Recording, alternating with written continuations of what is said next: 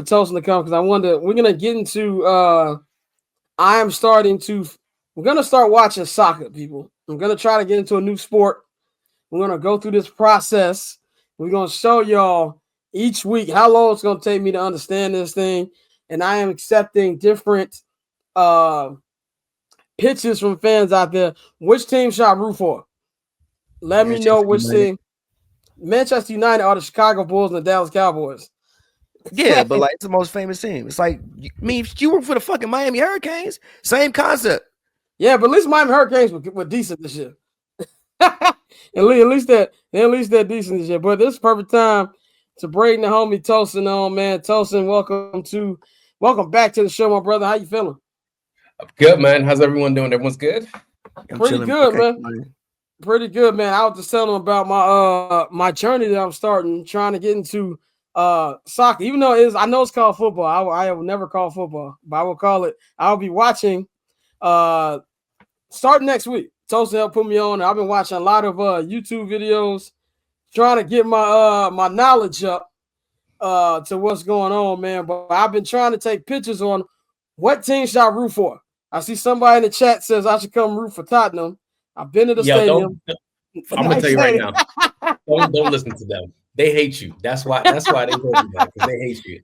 I heard when I watched on YouTube that video, what team should you root for 2024, 2025? Somebody compared Tottenham to the Buffalo Bills. Like they never get it done. I wouldn't even call them the Bills. Tottenham are habitual losers. That's what they are. Oh, okay. They're habitual losers. The last time they won a trophy, I was applying to college. That's the last time they won.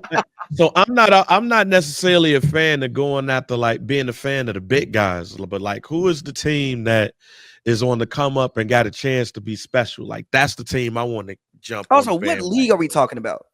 I'm watching Premier League. Premier League. Yeah, there's hella teams. I mean, honestly, right now the team that's probably up and coming is Arsenal. As much as that hates me to say it, I heard of them. Just because Arsenal's got so many young talents coming up, it's just they're super talented right now. Like Miles Lewis-Skelly is really good. Ethan Nwaneri is really good. They're both 18. Bukayo Saka is obviously there. He's probably the second best player in the world in this position. So Arsenal's probably the best if you want to root for a team that's up and coming is Arsenal. But again, you're asking somebody who supported Man United since he was 5. So like I hate everybody. So you're going to get the bias shit from me because I hate everybody. So Man United, and by the way, our producer Nikhil, he's an Arsenal fan. He pitched me before we came on air, and he said Tottenham is the Jaguars. That's what he just said. So you're a Man United fan, and from everything that I've seen, they said Man United is like the Dallas Cowboys and the Chicago Bulls, where they had a run, but they ain't really had a run since. I mean, they're almost like. Their pool is almost like it's effectively the Yankees, Lakers, Cowboys, right? Like if you want to break it down that way. What happened to Man United, I'm not trying to preach and like trying to say whatever, but they have the same owners as the Bucks, and the Glazer family have done Milwaukee Bucks? Nah, the Tampa Bay Bucks. Oh, okay. Yes, they've done like irreparable damage to that club. Damn, like boy, getting money. When they took over Man United in 2005, Man United had zero debt. They had zero debt, and now Man United has over like close to 2 billion pounds of debt because of them. So, yeah, you know how much that is in USD? That's like 5 billion USD in debt. Yeah, Man United's like it's like $2.5 billion in debt. It's something crazy. Like, and it basically what they did is they did a leverage buyout. So they got loans and put all that debt onto the club. So, and then they didn't even run the club properly. So, like, we're just now starting to get like the sporting direction and the things that's like now supposed to happen in 2020. Like, shit should have happened like 10 years ago. Is now happening now. So, it's tough being a Man United fan, but it is what it is. Liverpool's another up and coming team. Well, not up and coming. Liverpool's one of the best teams in the league right now. Yeah, is Liverpool like number 1 or are they number 2? Yeah, they're gonna probably win the title this year more than likely. Yeah, that's just trash, bro. You're never gonna see Liverpool play because you're not going to Liverpool.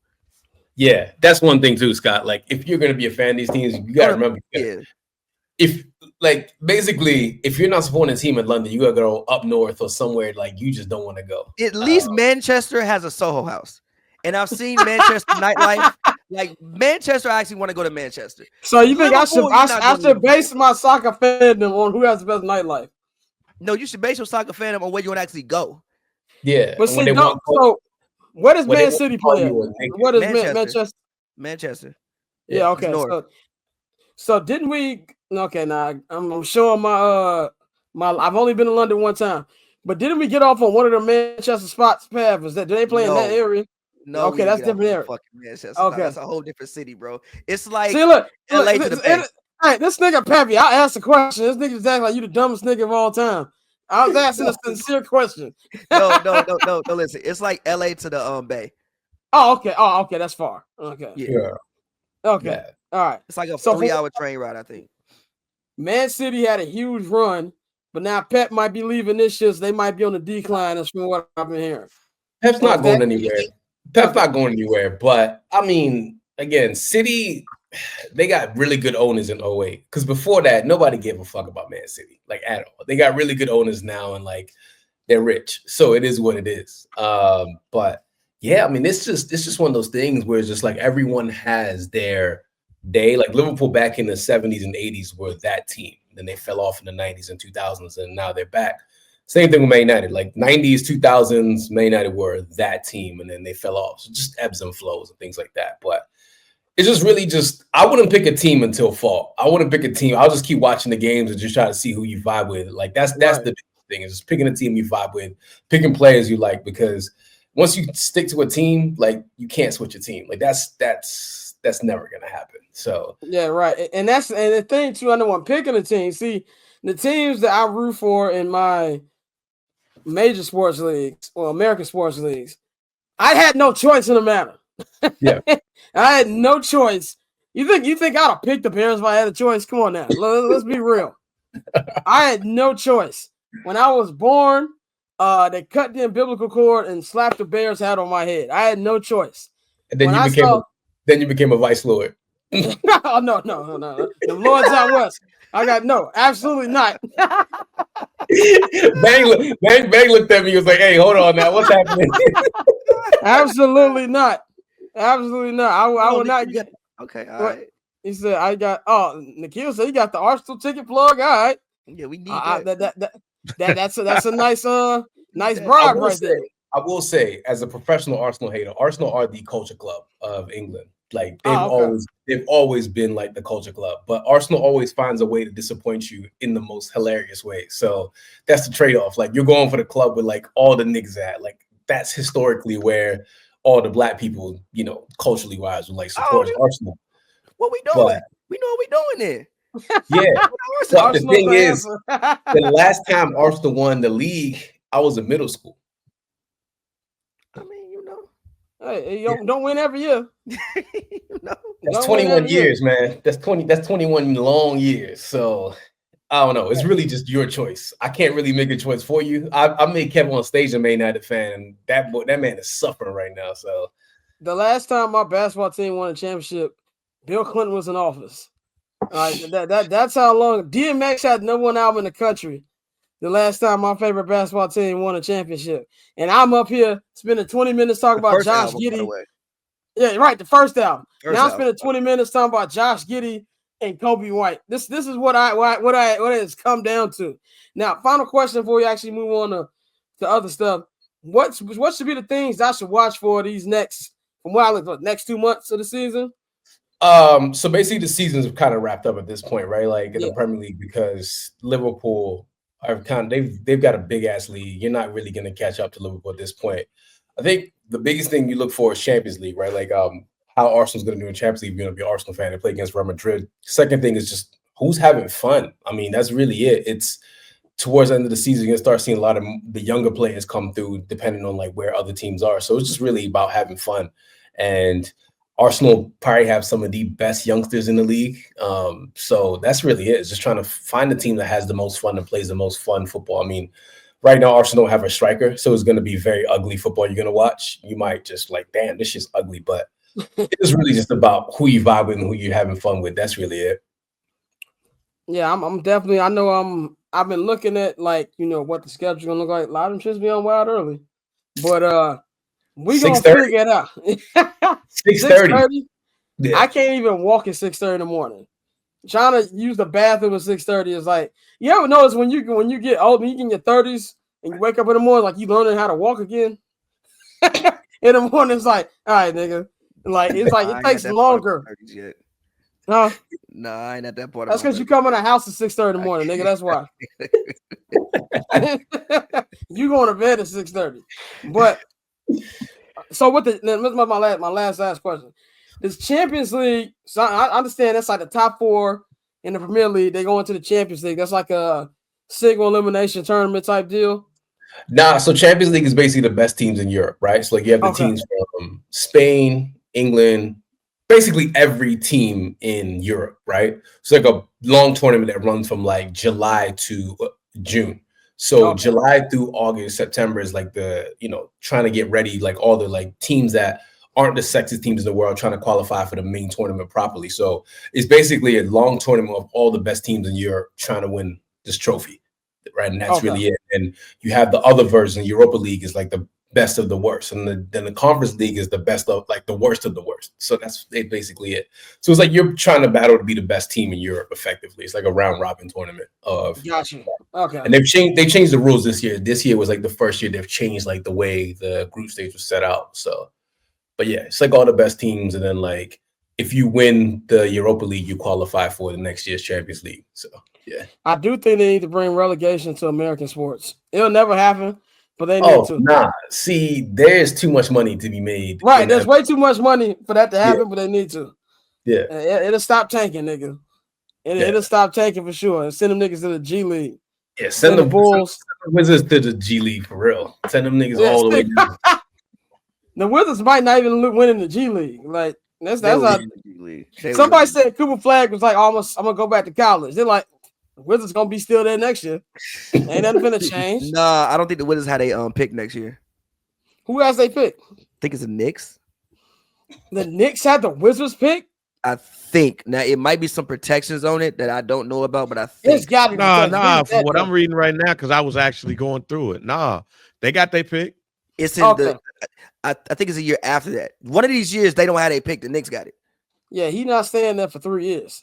They send the Wizards to the Mac. I want to talk about the Western Conference in the NBA, how it's all shaping up. Obviously, the Oklahoma City Thunder running away with the number 1 seed. They got like a 13.5 lead on the Houston Rockets, but seed 2 through 6. We're just going to talk about seed 2 through 6, how we see this shaping out. Right now, we got the Houston Rockets. They are 46-26. They're the number 2 seed. You got the Denver Nuggets. They're the 3 seed. The Lakers are the 4 seed. Memphis is the 5 seed. And the Warriors are the 6th seed, but right behind them, separated by a game and by a half game in a game, is the Minnesota Timberwolves and the Los Angeles Clippers.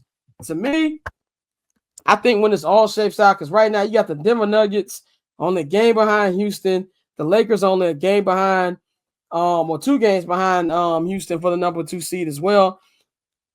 I think Houston is on a crazy run right now, obviously.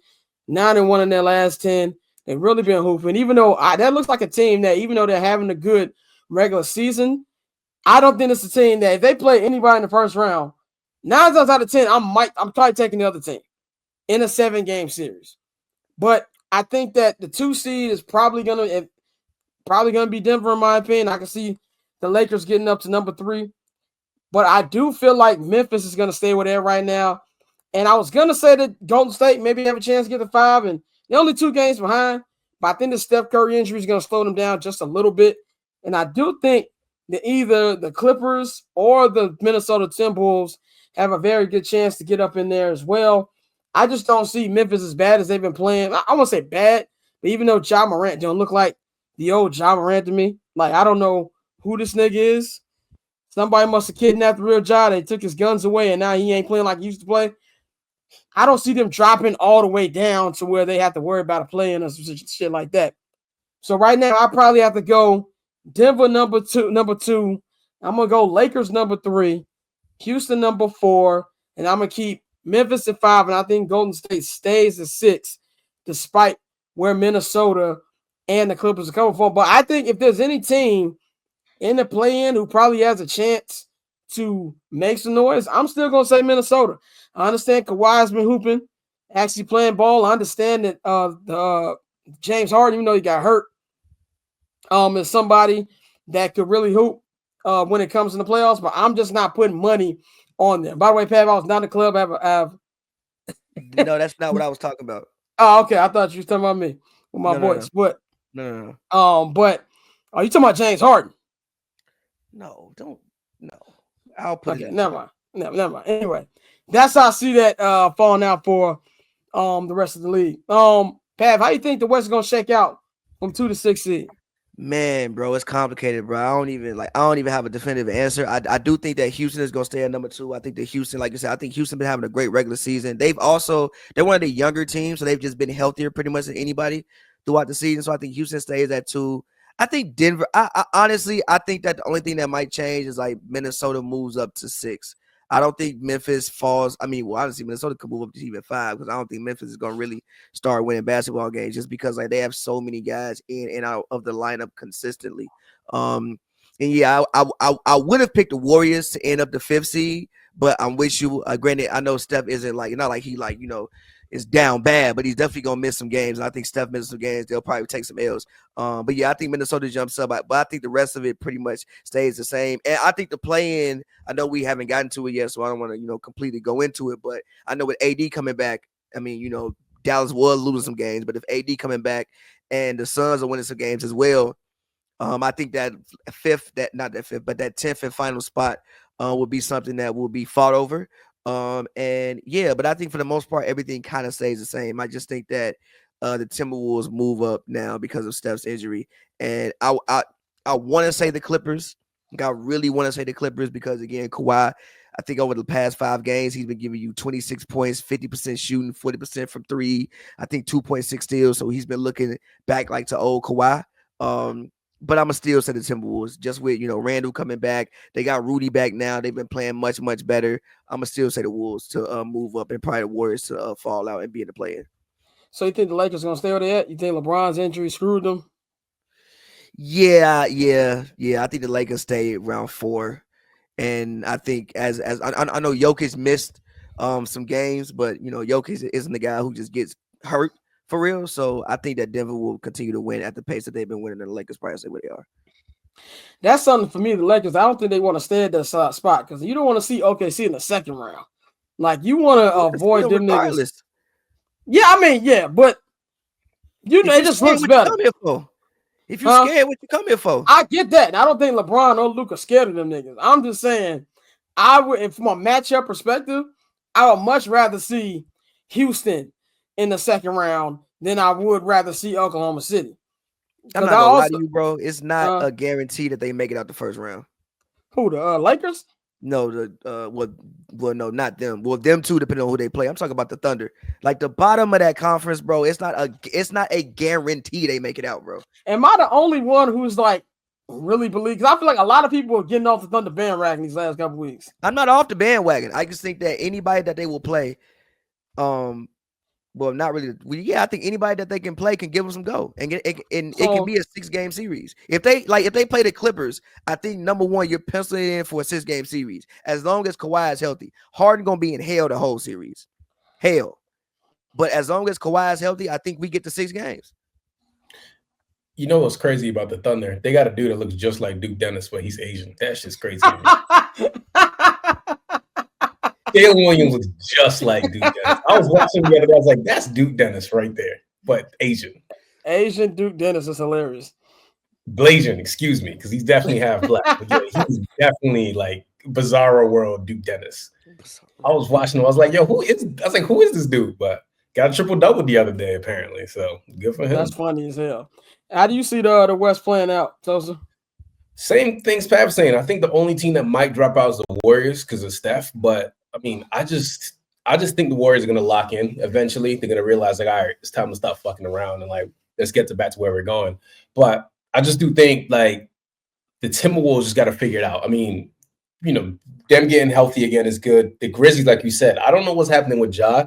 Maybe they need to lock him in the room and make him listen to Young Boy again for him to, like, realize who he is because it's been weird watching Ja this season. Like, yo, we know you're talented, but why are you playing the way that you're playing? So I still think things are going to stay the same for the most part. The only team I really can see moving up is the Timberwolves, like we said. But it's interesting because I feel like a lot of these teams are checked out. Like I think it gets to a point in the NBA season when people are like, all right, this is over. Like, we just want to wait for the playoffs. And that's the same thing happened with the Celtics last year. They kind of checked out, and then as soon as the playoffs hit, they were like, okay, now wait, we're taking this shit more seriously. So I'm just more excited to see where everybody like lands up and then how they like progress from there. I just want to say, Orlando, you wow for that comment, brother. I am not throwing that on the screen, but that is hilarious. Bang, how do you see the Western Conference standings filling out? I mean, from what I've seen and what I've watched, this is just one of those situations where I think the last games of the season is gonna really pinpoint who's gonna be where. It reminds me of what was that year when Cleveland had ended up getting the 2 seed or something like that. That year that LeBron James went to the finals. And they end up like losing to something at the end of the season, got the 2 seed or whatever, and they had end up going to the finals. That's how it's going to shake out. I also believe that seeding don't matter in the West. When you have, there you go, 2007. Yeah, I also believe that the seeding don't matter with this one because I don't see Houston going to a Western Conference Finals, and Memphis is one of those teams, no matter where they're at, because like you just said earlier, Ja Morant, is a shell of himself. Or maybe he just need guns and things around him to be great. It goes back to what I said like a while ago about Tiger Woods. Yeah, about Freaky Sean. Hey, sometimes you need to be around debauchery in order for you to be successful. But yeah, I don't think standings matter when it comes to the Western Conference Finals at all. I think it's the Nuggets, the Lakers, and the Warriors, maybe the Timberwolves if they could turn it on at the right time. And right now, like if the playoffs ended today, I think the Rockets play against the Timberwolves. Or the Rockets will play the winner of the Timberwolves Clippers game. Oh yeah, I forgot play-in stuff. Yeah, and the Timberwolves might not even beat the Clippers. So I think when you look at the Rockets, you might luck out because of that, or you might go against some more experience on paper Clippers team. I still think the West is the Thunder, the Nuggets, the Lakers, the Warriors, and it's depending on how that Nuggets Warriors thing shake out too. Yeah, Nuggets Warriors be a very interesting series to me. Pat, I don't know if I asked this before, but do you think that the Lakers hype right now is too much? No, I don't think it's too much. They've been winning games without their full roster, right? Like Rui has been out. He's a starter.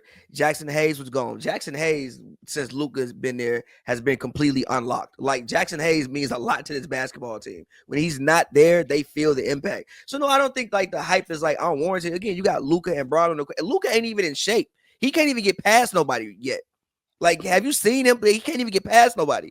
You bringing Rui back, Austin Reeves. I don't know, like man, handle pack. I don't know what the hell going on, but I guess it's real shit. So you got that 3-headed monster. You bring back Rui. You got Dorian Finney-Smith. Gabe Vincent is finally playing basketball good again. Jordan Goodwin has been a surprise. And they're keeping one roster spot open. I know they just cut Cam Reddish and cut Alexander. They keeping one roster spot open. I think it's for Koloko or the Jemison guy.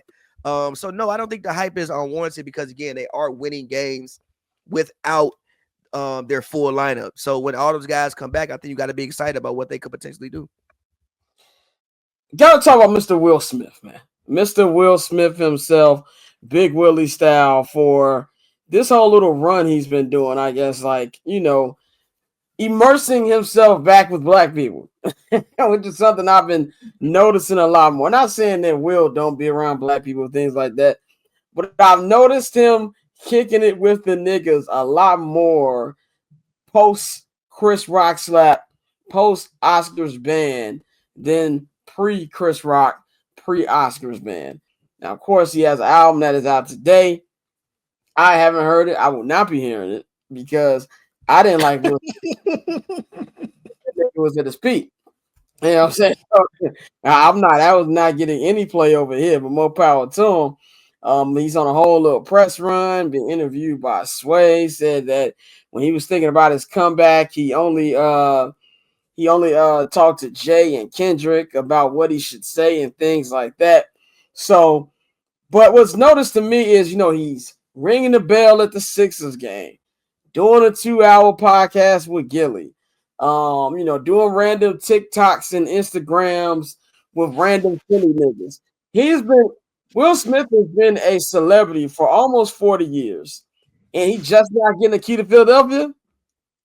Certain things are just not adding up to me, man. I kind of feel like he's getting back just because he can't go full movie star again. Now, granted, I understand that Bad Boys 4 was probably top 3 movie of the summer last year. It did a lot at the box office, but it just hasn't been the same for Will since then. I know that my spidey senses is tingling a little bit about Will kicking in with the niggas a little bit more, and it's off to me. It screams PR stunt. Bang, I'm interested in what you think about. Am I off on this, or do you think that there's something to him being around us again? I don't want to call it fully a political, a PR stunt, because Will has been around niggas. Like, it's just that the content and stuff wasn't nigga content. I guess that's the best way that I can put it. Like, no, concussion is not nigga content. You know what I'm saying? Like, no. And even when he does things like that really pushes to the community, he is there for it. Musically, however, this is different. Like, musically, this is different. Like, full disclosure, I've been on a couple of meetings where he's been on there, been on a couple of Zoom meetings when he's talking about the music. I've heard the story about some of the stories that he's talked about. He said to us when he decided to get back to music, the first 2 conversations he had was with Jay-Z and Kendrick Lamar.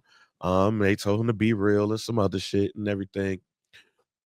Point blank, Will is cold on the side that he has not been cold at in quite some time. So music is that outlet. Music is what got him in the good graces of people. Music is what made him at least a little bit famous. And maybe this could lead to something else. But in the area that Will Smith has made the most money, he is cold. So I wouldn't call it a PR stunt. I would call it a PR run. Because when these albums, when you do this, especially when you have not been in the public eye on this side of things for quite some time, that's what you got to do. You got to get in front of the people. You got to get in front of the big interviewers, podcasting. You got to get in front of the podcasters and all of that stuff. So he's doing what you should do when promoting an album. We just have not seen it in quite some time. Yeah, that's definitely what it feels like to me. Is like when we've never seen Will. I like it's gotta be. It's been a long time. Like I can't even pinpoint the time that last time I can remember Will doing this. Dante, what do you think about this? Did anything stand out to you about what Will Smith was doing? No, I agree with Bang. I think it's just we haven't seen Will go on a press run for an album like that. Our generation didn't get that Will Smith, and even back then, press runs weren't like press runs are now. And so you seen him now that he's tapped back into the music. He's like, okay, yeah, I'm talking to Kendrick, I'm talking to Jay, which I feel like that was more so to spark people's interest and let them know that he was really, out here doing it. And also when you see him going on $1 million worth of game and Gilly rapping his old school songs, just letting people know that he's still in tune with the culture, even though he was, he still is, a movie star, one of the biggest movie stars of our generation. That goes without saying. So I think it's a combo of both, but more so leaning toward the fact that we've never seen Will actually go on a press run like this. And so, this is something that he fully dove into because, like Bang said, he's cold on the movie side right now. And, that's still probably going to take some time. You still have some people who, feel the type of way about what he did, even though they've, let way worse slide. And we know that. But, I welcome it because, I rock with Will Smith. I know he catches a lot of heat. The Jada Smith jokes ain't going to never stop. But I really fuck with Will, so I've embraced it and I've enjoyed it. I won't the album is not high on my to listen list, but I'll get around to it. And that's not to be disrespectful to Will because a lot of niggas' albums way high on my list. I'll be real. There's very select few niggas who I'm listening to at this particular moment, man. So shout out to Will. I know. Will Smith I've always been a Will Smith fan. I'm more Fresh Prince era.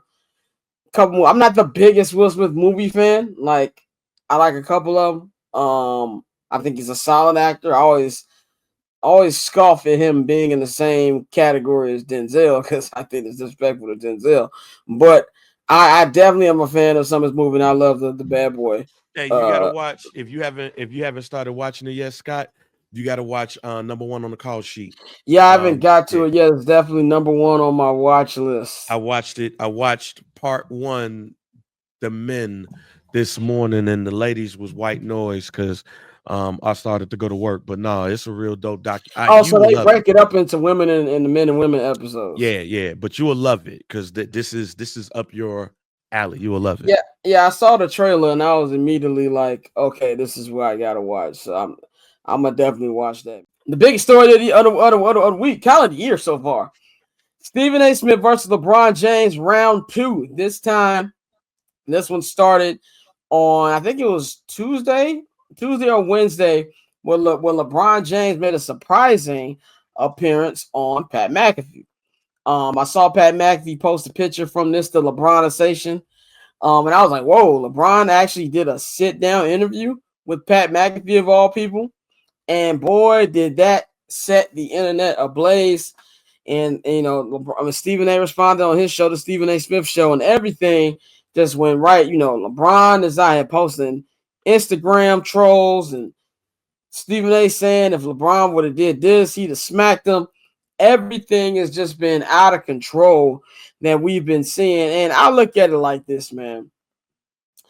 I think the number one thing that pisses me off in this situation isn't even LeBron James and Stephen A. Smith. I think what pisses me off is the viewer. And I had this conversation on this show before. I said it on Twitter yesterday. I'm going to continue to say it. Y'all don't care about sports journalism the way you say you do. If you did, all these companies wouldn't be laying people off. It wouldn't be crumbling. And these journalists wouldn't be having a hard time keeping their place in these media spaces. Y'all like the mess. Y'all like the basketball wives like drama of the NBA and other things involved in sports. That's why the talking heads are making the money. We can sit up here and say Stephen A. is a coon. Stephen A. is this. Stephen A. is that. And some of those might be true. But he's laughing all the way to the bank.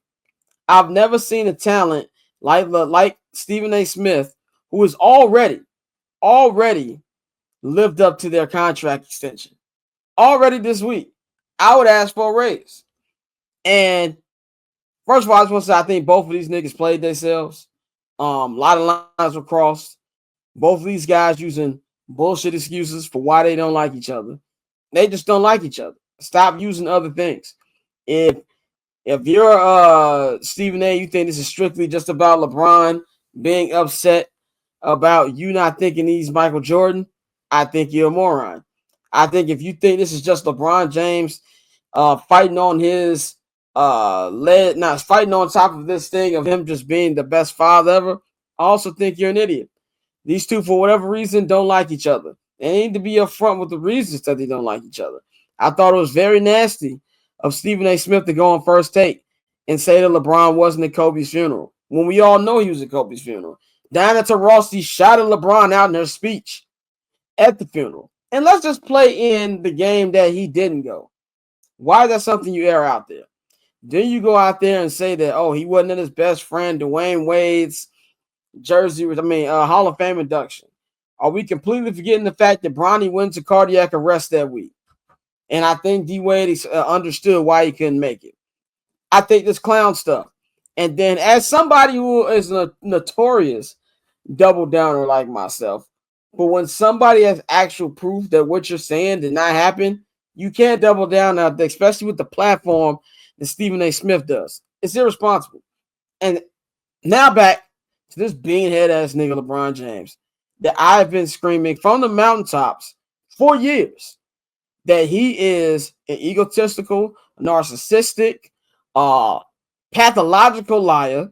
He is one of the most passive-aggressive niggas of all time. Now, I give him his credit. He wasn't passive-aggressive this week. And he likes to control the narrative. And when he can't control the narrative, he wants to lash out at other people. There is not a coincidence that he went to Pat McAfee. Pat McAfee don't know nothing about basketball. That he's admitted himself. He doesn't know anything about basketball. So you go to his platform and you say these things that you're saying that, oh, it's about this and it's only about him saying these things about Bronny. That's false. And then go up there and the things he said about Windhorst was just unnecessary, saying like he acts like he's my best friend. Matter of fact, this video of you saying, nigga, that nobody understands him more than Windhorst does. You're just mad that he said one thing that you disagreed about. As much as both of those guys played themselves, I think LeBron played himself more. He gains nothing from this. When have we ever seen a player of his caliber, even LeBron himself, put that video he put on social media the other day? He's over here talking about Stephen A. is going on a Taylor Swift tour.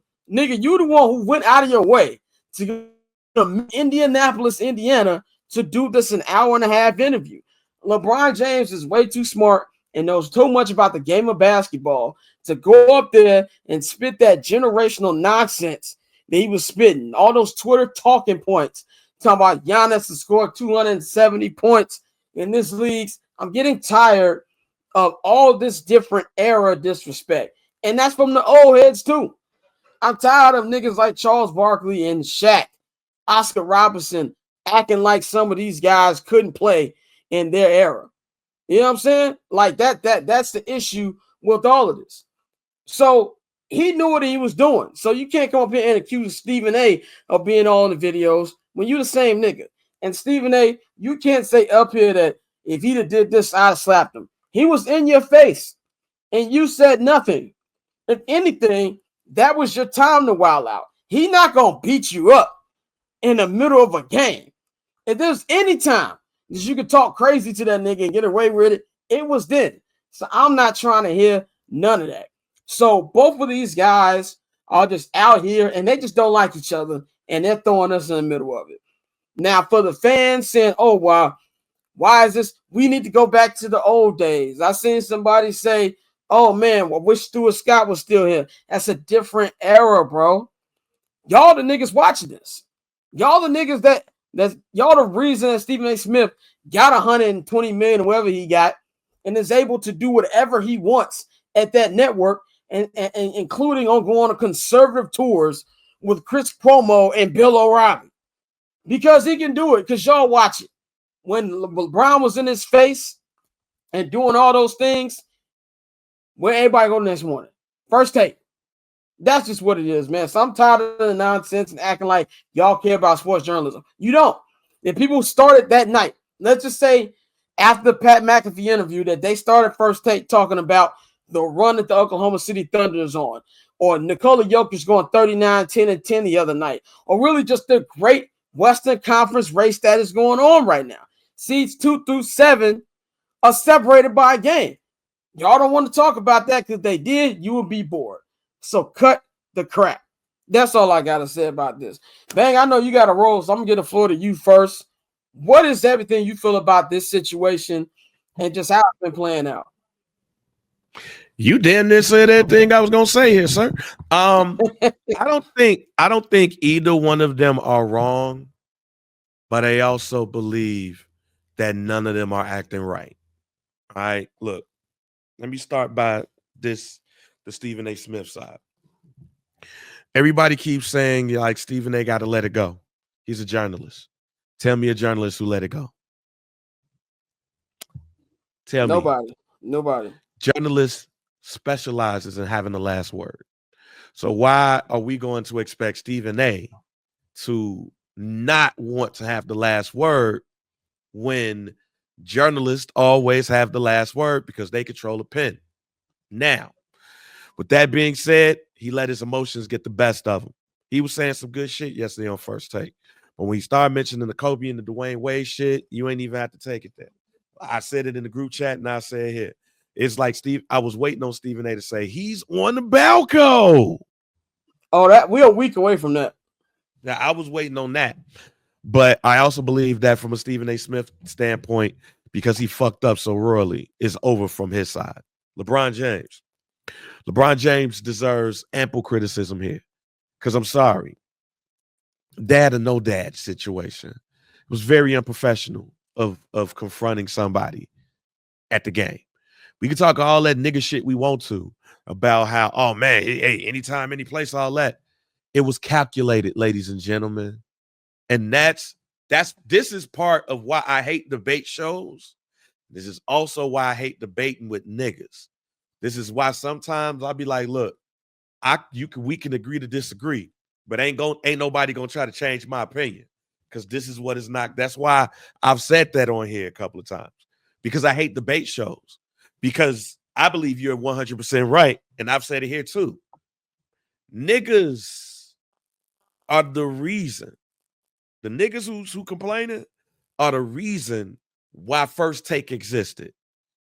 When Cold Pizza was Cold Pizza, y'all wasn't watching that shit. When they put the 1st to 10 aspect in the Cold Pizza, y'all started watching. When they made it 1st to 10, y'all started watching more. When they made it First Take, y'all really started watching. Stephen, they will tell you, they have been number one for 13 years. It's because of viewers like you. So don't get in your feelings and shit now. Talking about some, I missed the time when, because niggas, y'all are the reason why First Take exists. The Stuart Scott thing. Stephen A. Smith and Stuart Scott are two different broadcasters. Stephen A. Smith is not a lead guy on a show. He is not the lead host. That's what Stuart Scott was. Stuart Scott is Malika Andrews, ladies and gentlemen. That's what Stuart Scott does. There's what Malika Andrews do, and then there's what Skip does, and what Stephen A. does, and what Nick Wright does. There's a place for both because it has always been a place for both. Go look at baseball tonight. Go look at inside the NBA in its whole existence. Nothing is new, ladies and gentlemen. So for y'all to get older and be like, oh man, no, Stephen A. Smith is a pundit. He is a journalist. He is a writer. He is all of those things, and he's bringing all of that to this forum. So the Stephen A. Smith, Stuart Scott, what I missed about that era, no, nigga, you miss, if that's what you saying, nigga, you miss Sports Center being the only show. That's what you miss. Sports Center being the only show. That's what you miss. And it's not about Malika Andrews being a little crazy, though. It's not about that. Like, we stick it to the subject here. Malika Andrews is the host of NBA Today. Stuart Scott was the host of the NBA show where he was there. Then there was other people sprinkled around. Those are the basketball players, and those are the analysts. That's what Stuart Scott was. He was not Stephen A. Smith and vice versa. So let's stop that shit there. Because quite honestly, all this shit from everybody is really just frustrating and getting on my fucking nerves. I be wanting to get on social media and call all y'all niggas lame. Yeah. What y'all acting like. Every last person from Stephen A. Smith, from LeBron James, and I'm sorry if I alienate a couple of people here. Y'all lame as hell. Y'all even taking sides on these niggas like y'all know these niggas. That's even lame as hell. You don't know Stephen A. and you don't know LeBron James. One nigga play basketball and one person cover it. That's it. I am tired of seeing grown-ass men getting all upset and riled up about the fact that these two niggas arguing and y'all taking sides. All y'all acting like your bitches right now. Now, let's get back to the other part of this. LeBron James. LeBron James went on Pat McAfee and said all of that shit. And LeBron James, as you said it, is that can I be your friend? Be my friend ass nigga. He get on there and he start assimilating to what these niggas is doing on the Pat McAfee show, and he loving it. Come on, man. In 40 years, when your ass is is walking around here a little bit slowly, you're gonna see some of these young niggas be talking shit about your ass, like you talk shit about them niggas in the 70s. Matter of fact, low key, some of them kids is doing that shit right the fuck now. And the Stephen A. Smith shit, you knew what that shit was gonna do. In fact, you knew that shit because you came on the show right after first take. This shit is calculated. Yep. Like my man Scott said, everything is a damn press run. Everything. So look, my thoughts on it, Stephen A. is right in his assessment. LeBron James was right in his assessment. The only thing that's wrong about this shit is niggas is acting like pure assholes while they trying to do this shit. And not just those two, all y'all that's getting on the internet really taking up for all of this shit. Because here's the flip side of this shit. That shit that LeBron James did, ain't none of y'all niggas doing that shit to family members and niggas in the goddamn barbershop. Y'all ain't doing that shit. And the shit that Stephen A. Smith did, y'all ain't doing that shit. Y'all weird. All of this shit is weird. And I can't wait to LA 2028 when these niggas get cooked in the goddamn Olympics and the NBA is cooked. Y'all niggas are not acting like men. Y'all having an argument in the group chat and we see that shit. And the last thing you want to see is an argument in the group chat. Because when you put that shit out there, the outside world is going to be like, man, these niggas acting like hoes. That's what they doing right now. And especially when it comes to what we're hearing about LeBron unfollowing Kendrick Perkins, and then Kendrick Perkins going, that's why I blocked him from my phone too. Both of y'all look crazy. Like, both of y'all grown men. Oh. One is 40. I think both of them 40. I don't know exactly Kendrick Perkins' age, but both of y'all look crazy. They all the same age. Yeah, both of y'all niggas looking crazy, bro. Like, it's a lot. And the Bron fans, like, one thing that annoyed me today was when they showed Wendy saying, like, you know, he's not mad at LeBron and he owes LeBron a lot. And niggas like, this is the appropriate response. I'm like, yo, get off of it. Like, y'all want people to bow down on the screen. I forgot the damn Wendy shit. Wendy ain't never do no shit bad about LeBron. The nigga known this nigga for 25 years. Yeah. That nigga ain't never said that nigga was his best friend or anything like that. That shit was some real hoe shit. Because all Wendy did that other day was state his opinion. And if anything, that capitalizes what Stephen A. Smith said that is true. That nigga Wendy ain't do no shit like that. He covered that shit. He gave his opinion. LeBron James don't like that shit. And that's why I stand on it. I stand on it. While y'all talking that shit about Malika Andrews, I stand on that shit. Wendy said some shit that LeBron James didn't like years ago, and Dave McMenamin became his new fucking press best friend. That's what the fuck happened. And I'll say this too. I found it funny that he said that he was mad that Wendy said that he signed with Nike because of Michael Jordan, and then he continued to name Michael Jordan as one of the reasons he wanted to wear Nike. Is it Uchiwali or does it one Mike, my nigga? Like that. That's the issue. That's why Mike don't talk to his ass. And that was another thing too. Oh, because I'm still playing. Nigga, who you think you are? Like I know who he thinks who he is, but like. I don't believe that Michael Jordan sits up in his house and just think about LeBron all day. Now that he retired, let me go talk to him. Yeah, not Michael Jeffrey Jordan. Like y'all got Michael Jordan messed up. Like that. There's a lot of things about that. Then he's like, well, me and Kobe hadn't had the best relationship until he retired. Like, niggas not thinking about you the way you think they are, bro. And that's what annoys. Like, when it comes to basketball, like, people call me a LeBron James hater, that's fine. I wear it. I don't care. When it comes to basketball, I can't say anything about him. If you think he's the greatest of all time, I think you're wrong, but you at least have a platform to stand on. We're not talking about LeBron James, the basketball player. But LeBron James, the nigga, is a whole ass nigga to me. I'm sorry. Go ahead, Dante. We've been going for a long time. I bet you got to leave right now, or I don't want to go for it. You got to bounce. So I just want to hear Dante's thoughts because I don't want to leave and he don't give his thoughts. That'd be bogus as hell. Like, I mean, LeBron is. I mean, this is just more of an example of why he's the most polar. I feel like the most polarizing player we've ever seen. Like, even more so than Mike. because it invokes such a visceral reaction from everybody. Either you really love them or you really hate them. Like y'all done called them nigga hoes and sluts and all this, and I'm on a more of a side where he has more than any other player. Yeah, you did.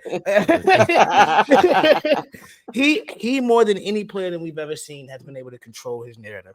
And we're running into a situation now where, because his son is involved, he's being even more careful with that. And I don't have a problem with that, but I think this entire situation is just going way too far. Like he approached them, you both addressed it, let it go. The showing up on Pat McAfee was definitely strategic. I think when you have a lot of people who said, well, why didn't he go to Shannon, or why didn't he go to a Black Pod or whatever? And it's like, these are the same people that are also talking shit about his son. So he's not going to go sit down with them. He wasn't about to go to Gilbert Arenas Pod. He wasn't about to go to these other places where they too have been shitting on Bronny, because that would be counterproductive to the point he's trying to prove. So I think it's really a situation where this was his perfect opportunity to get at Stephen A. It's like, I can go out here under the guise of I'm protecting my son, which I think that's partially part of it, but it's also, like Scott said, they don't like each other. And we've known for years they don't like each other. The Wendy shot was weird to me, but I mean, at the same time, when somebody's built their career off your back, even if I think it's more so a thing where the Clutch Mafia, they'll feed stuff to Wendy. It's not necessarily Bron going directly to Wendy and say, hey, Wendy, say this, say that. He has his people that do it, and that's cool. That's the way the game goes. Mike had a Marv Rashad. Every player has their guy that they go to get things out. And so I think with this, it's just gone too far. And for the sake of how we cover the game, I think with Stephen A, it's like, you might want to stop, but they might tell him to stop just off the strength that now, bro, every time they mention the Lakers, it's going to be like, well, is Stephen A being genuine with the coverage? On either way, like if he finally starts being like, saying something good about him, or if he's going hard on him, like, well, you just saying that because you don't fuck with Bron. And so that starts to, now I don't want to say mess with the money, because he got that money for a reason. The people are going to tune in. The eyes are going to be on Stephen A when he speaks from this point out. But it's a situation with everybody. It's like, bro, all right, it's time to wrap this up. Like, it's a lot of good stuff going on in the league. This should not be the leading story everywhere. Yeah, I agree with that. And before we let bang, I just want to say this. Like, I am so sick and tired of this era of basketball players acting like they the only niggas to get bad media coverage. It's annoying. Like, oh, they're talking bad about the game, about the players. Niggas said that Michael Jordan's daddy is dead because of him. What are we talking about? Like he's not the first one. They call Allen Iverson everything but a nigga on TV. Y'all are not the only ones doing this. And I'm just sick and tired of all this, especially from the guy who's been the guy for the last 20 years or whatever. You know this type of stuff, and you going up there intentionally playing dumb. That's what annoys me more than anything. I'm going to say this, and I'm going to dip, because Jay Williams had put up a post on Instagram yesterday about how people got to stop acting like this is something that has not happened, that players have never confronted people. And there was a video of Michael Jordan talking about how people was covering him and his family and all of that stuff. That's the point. I think that's the point Scott just made. And I think that some people might take what Jay Williams said and run, oh, y'all see Mike doing it too? No. And I don't even know what he meant to say by it. But I'll say this. Forever, people have been coming back or going back at people in the press. None of this is new. None of it at all. It has been in public. It has been in private. None of this is new. What's new is how long this has been going on by two people who should know better than that. And I believe both of them are getting off on this shit too. When that black dude asked Adam Silver that question at the press conference, I said, this shit's over. Because now this shit then got to the commissioner asking the question. So I would not be shocked or surprised if there was a conference call with LeBron James and Stephen A. Smith on it telling them to cut this shit off because y'all fucking with the money. because the last thing I'll say is this, and this is also to the fans too. Y'all niggas talking about how y'all want the league covered, but y'all consistently talking about this shit. Y'all consistently talking about this shit. Y'all talking about y'all hate the way that it's covered, but we consistently talking about this shit. So y'all, including the niggas who's involved in this shit, because Draymond Green talking about this shit on his shit again too. This y'all fault. Stop trying to blame what's on the court. Stop trying to blame how niggas is talking. This is all of y'all fault. Y'all want to know why the NBA is a bad product? Because more people are talking about LeBron James and Stephen A. Smith than they are talking about the fact that the Houston Rockets is the number 2 seed in the West. And the great job that Ime Udoka has done.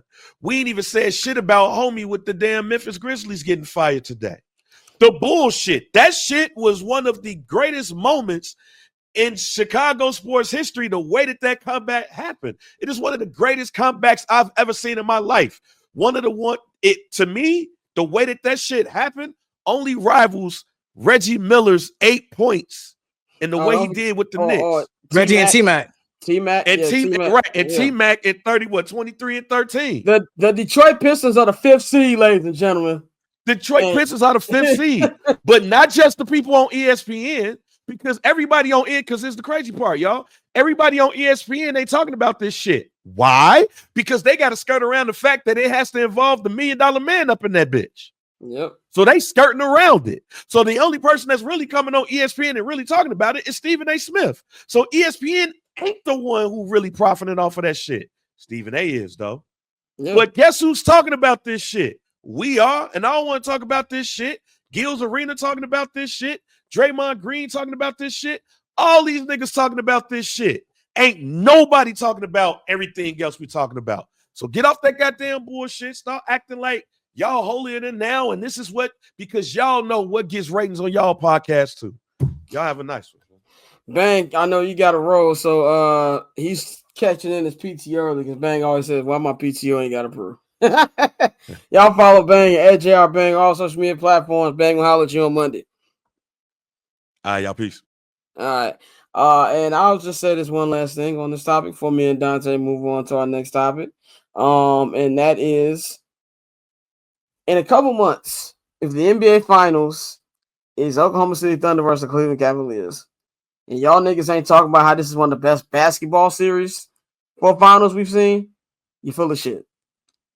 Keep the same energy if that's a series.